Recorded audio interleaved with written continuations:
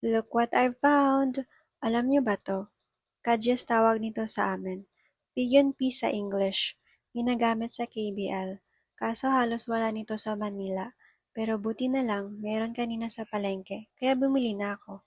Ang mahal nga lang. 60 pesos na yung ganito. Pero dahil na-miss ko, binili ko na. Anyway, nag-marinate muna ako ng chicken. Kasi ihawin ko to at ihalo dito.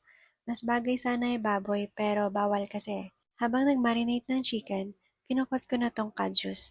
At ganito siya, iba-ibang kulay. Isa to sa mga gusto at ayaw kong gawin nung bata ko. Gusto ko kasi masarap, pero ayoko kasi ganito yung kamay mo after at mas lalong dagdayan kapag marami.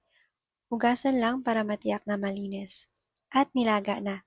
2 liters na tubig at nilagyan ng asin. Habang nilalaga yung kadyas, inihaw ko na yung chicken gamit yung air fryer. Mga 40 minutes ko pala to pinakuluan. Basta yung hanggang fork tender. Tapos nilagay yung onion, chicken, at konting MSG pampalasa.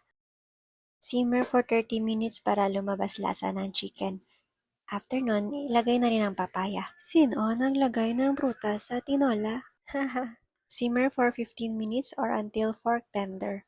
Next, tinikman at inadjust yung lasa para pwede kong ihalo sa kanin. Then, nilagay yung dahon ng kamote at siling green, pampabango. Tinakpan at pinatay ang apoy para di malata yung dahon.